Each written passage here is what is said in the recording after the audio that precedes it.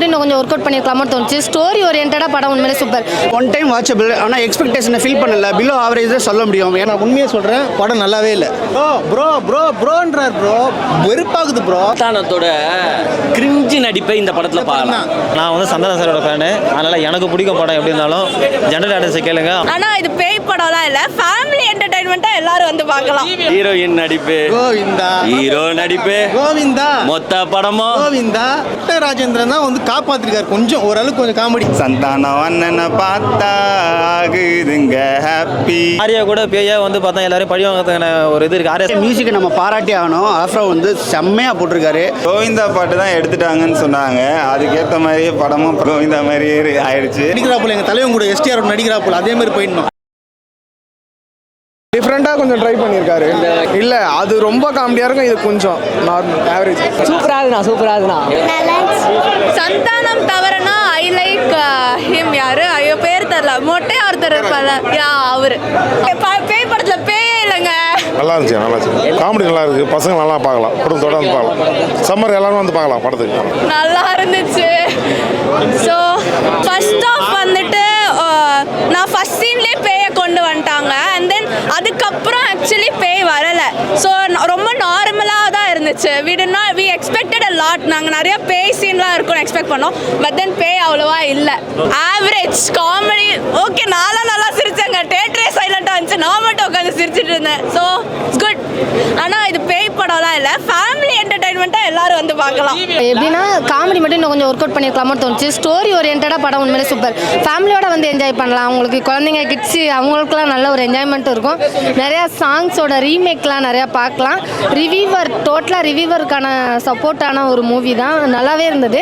But இன்னும் கொஞ்சம் comedy மட்டும் கொஞ்சம் ஒர்க் அவுட் பண்ணியிருந்தா படம் இன்னும் சூப்பராக இருந்திருக்குமோன்னு தோணுச்சு. DD returns next level. Santhanam அண்ணனின் டிடி ரிட்டர்ன்ஸ். காமெடி மன்னன் கவுண்டர் கண்ணன். சந்தானம் அண்ணனின் டிடி ரிட்டர்ன்ஸ்.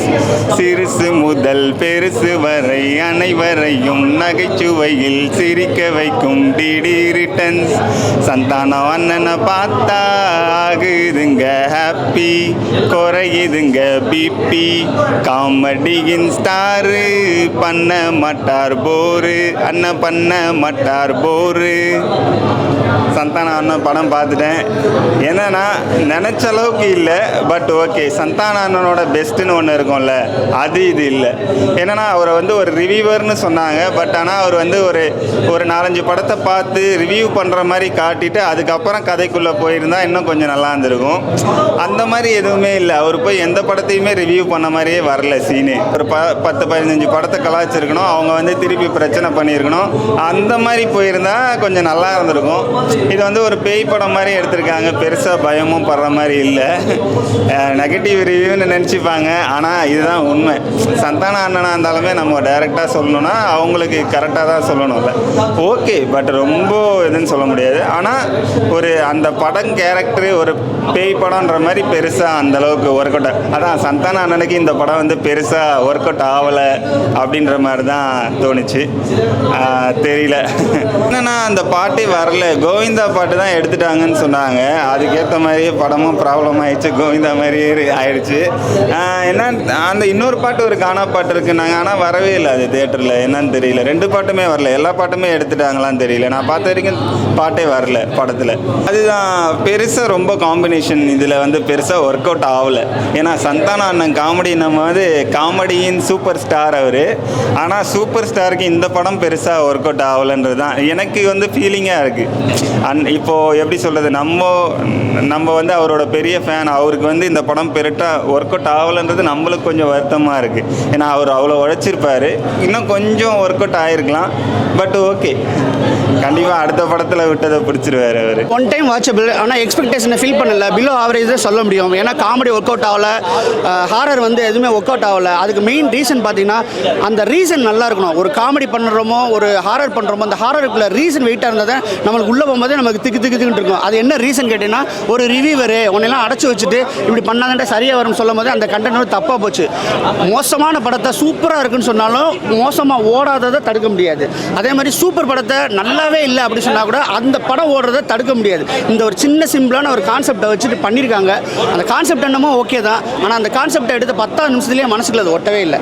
ஏன்னா இதெல்லாம் ஒரு கதையடா, இதுக்குள்ளே ஏன்டா போய் படம் பண்ணு, சரி ஓகே ஒரு சின்ன போர்ஷன் பண்ணால் பரவாயில்ல, இந்த விஷயத்தை வச்சுட்டு அதை வச்சுட்டு நான் பெரிய படமே பண்ண போகிறேன்றது எங்கே ஒட்டும், எங்கேயுமே ஒர்க் அவுட் ஆகல. எல்லா காமெடி ஆர்டிஸ்ட் போட்டிருக்காங்க, மாறன் போட்டிருக்காங்க, மொட்டை ராஜேந்திரன் போட்டிருக்காங்க, சந்தானம் சார் இருக்கார், நிறைய பேர் ஒரு கேங்க நிலைகள் ரவி இருக்காங்க, கஸ்தூரி, யாஷிகா, எல்லாருடைய உழைப்புமே வீணுன்னு நம்ம சொல்ல முடியும். அந்த மாதிரி வீண் அடிச்சு தாங்க சொல்ல முடியும். கண்டென்ட்டாக மட்டும் கரெக்டாக பண்ணியிருந்தாங்கன்னா படம் எங்கேயோ போயிருந்துருக்கும்.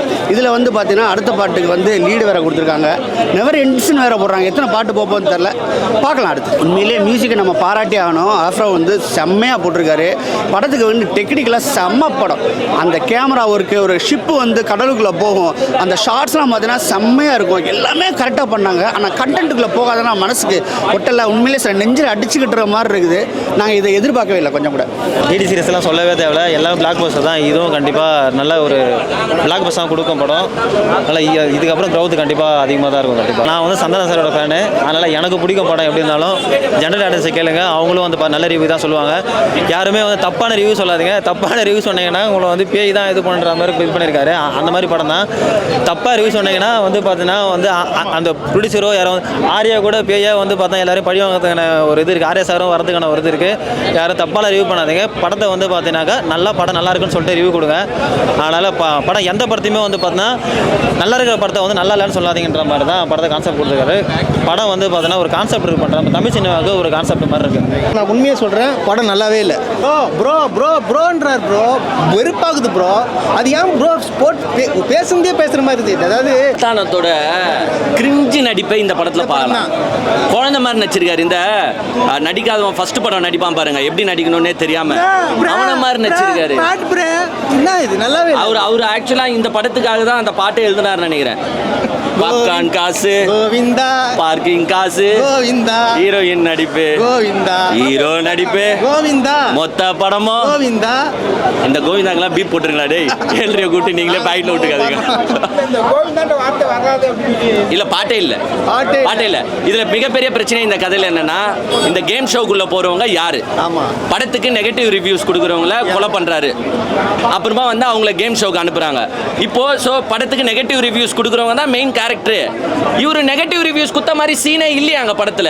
அப்புறமா நான் எப்படி உட்காந்து பார்க்க முடியும்? எடுத்த மாதிரி ஃபர்ஸ்ட் 20 மினிட்ஸ் இவங்க டைரக்டர் என்ன பண்ணிருக்கணும்னா, ஒரு 3 படத்துக்கு நெகட்டிவ் ரிவ்யூஸ் கொடுக்குற மாதிரியும், அதால வர பிரச்சனைகள், அதால இவர் என்னென்ன பாதிக்கப்படுறாரு, இல்ல ப்ரொடியூசர் தரப்பு என்னென்ன பாதிக்கப்படுது, இதை ஒரு 20 மினிட்ஸ் ஓட்டிட்டு அதுக்கப்புறமா நீங்க கேம் ஷோக்குள்ள எடுத்துட்டு போயிருந்தா மேபி படம் உட்காந்து பார்த்துருக்க முடியும். நீங்களும் ட்ராக் பண்ணியிருக்க தேவையில்ல. 2 ஹவர் தூக்கின்னு போய் அந்த பேய் வீட்டில் உட்கார வச்சு, அம்மா இப்போ என் வீடு போனாலும் பேய் வீடு மாதிரி தான் இருக்கும் போல. மொட்டை ராஜேந்திரன் தான் வந்து காப்பாத்திருக்காரு கொஞ்சம், ஓரளவுக்கு கொஞ்சம் காமெடி. மற்றபடி சுத்த வேஸ்ட். தெரியுமா ப்ரோ அப்பா அவர் ப்ரோன்னு சொல்லி தான் இதுக்கப்புறம் ப்ரோன்னு யாருமே சொல்ல மாட்டாங்க. அந்த வார்த்தையை ஏன்னா கடுப்பாகுது ப்ரோ. பார்த்தீங்களா எனக்கு வருது பாருங்க. சாரி, நடிக்கிறாப்புல எங்கள் தலைவன் கூட எஸ்டிஆர் நடிக்கிறாப்புல அதே மாதிரி போயிடணும். அதே மாதிரி நச்சிடணும். ஆமாம் பெஸ்ட். சந்தானம் சாருக்கு வந்து ஆக்டிங் வந்து இப்போ ரொம்ப கிரிஞ்சா மாறிடுறாரு. அவருக்கு எப்படின்னா படம் ஓட வைக்கணும்ட்டு புதுசாக நான் ட்ரை பண்ணுறேன்ட்டு கிரிஞ்ச் பண்ணிடுறாரு. பிடிச்ச விஷயம் பார்த்தீங்கன்னா 3 கேர்ள்ஸ் இருக்காங்க. அவங்க வந்து முட்டிக்கு கீழே நான் ட்ரெஸ்ஸே போட மாட்டேன் அப்படின்ட்டு முடிவு பண்ணி படத்தில் வந்து ஹையர் பண்ணியிருக்காங்க போல். ஸோ எல்லா சீன்லையுமே முட்டிக்கு மேலே தான் ட்ரெஸ்ஸில் இருக்காங்க. மூவி நெகட்டிவ் ரிவ்யூஸ் பண்ணுறவங்க அவங்கள வந்து நம்ம செல்வராகவன் வந்து கொலை பண்ணுறாரு. ஏன்னா இஸ் அ டிரெக்டர். கோவிந்தா பாட்டில் வந்து சந்தானம் வந்து கண்ணாடி போட்டு இருந்தால் ரிவ்யூஸ் கொடுக்குற மாதிரி இருக்கும். ஆக்சுவலாக ரிவ்யூஸ் ரிவ்யூஸ் வந்து கண்ணாடி போட்டு கொடுக்கலான்ற ஒரு இதை செட் பண்ணதே யாரு? இந்த ரோஸ்ட் பிரதர்ஸ் தான். அதை பார்த்து மேபி சந்தானம் இன்ஸ்பயர் ஆயிருக்காரான்னு எனக்கு தெரியல. அவரும் கண்ணாடி போட்டு தான் ரிவ்யூ கொடுத்துருக்காரு. எங்களை தான் கலாய்ச்சிருக்காரு, பல டீம்ஸை கலாய்ச்சிருக்காரு.